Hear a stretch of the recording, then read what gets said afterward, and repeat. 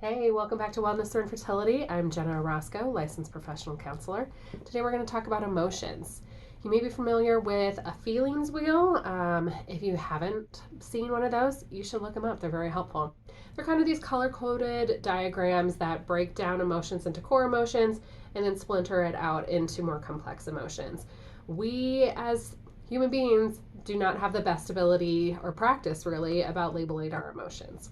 So I took that idea of a feelings wheel and I wanted to make it a little bit more specific for infertility. So this is my beautiful diagram. I'll show it up close a little bit later. And I took some core emotions that I feel like myself when I went through infertility and other people that I've encountered have gone through. And then I've also broken them down into smaller categories. The reason why it's important to know what you're feeling is because, as with anything, once we don't know what when we don't know what it is, we don't understand where we go from it. So if we're able to put a label to it, which is why unexplained infertility is so difficult, because then we don't know.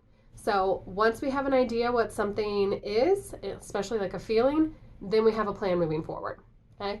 Being able to label a feeling doesn't mean it goes away. Okay? It doesn't erase it. It does mean that you have a better understanding about yourself and what you need. You're able to sit with that feeling and then ideally be able to release it in some way. Okay? Feelings should be like clouds. They move, they shift. We can look at them, we can acknowledge them and identify them. We're trying not to like grab onto them and hold on to them.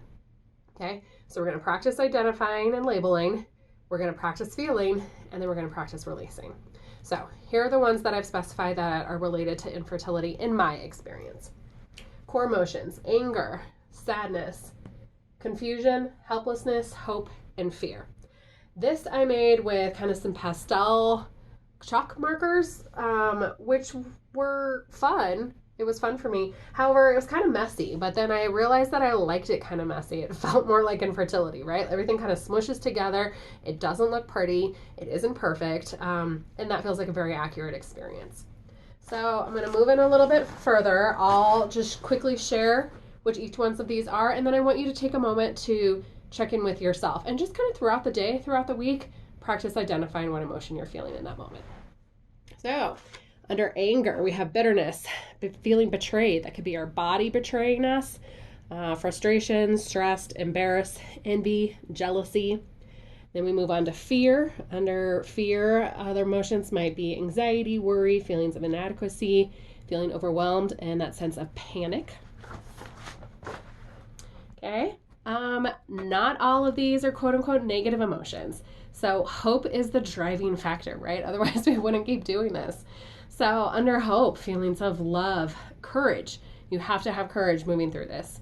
Feelings of excitement, eagerness, optimism, trusting, trusting our body, trusting the spiritual path, trusting what's right for us, trusting medical professionals or other professionals.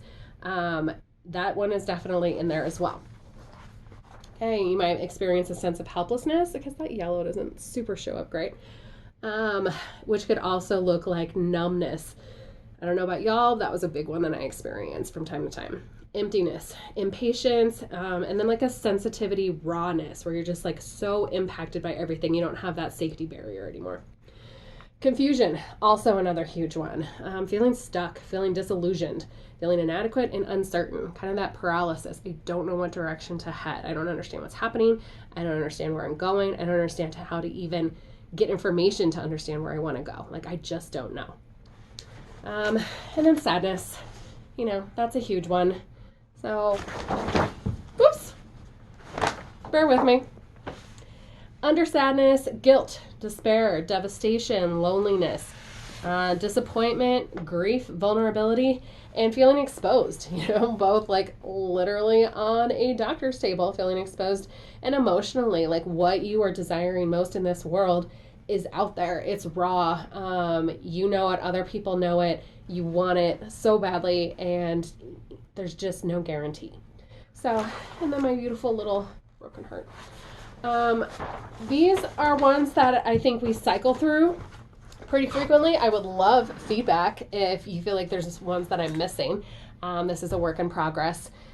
Another component around why it's so important to be in touch with our emotions. Let me put this back up so we can see. Thank you for bearing with me in my technical difficulties. It was actually really hard for me to just figure out how to set this somewhere.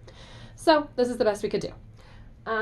Another component with the emotions around labeling them is because I want you to understand that you are not your feeling, all right? If you are stuck in this anger, bitterness, envy spiral and are madly jealous about your next door neighbor who is pregnant and having a baby shower and feel really consumed with that, that does not mean you're a bad person, okay? It means you're having some feelings.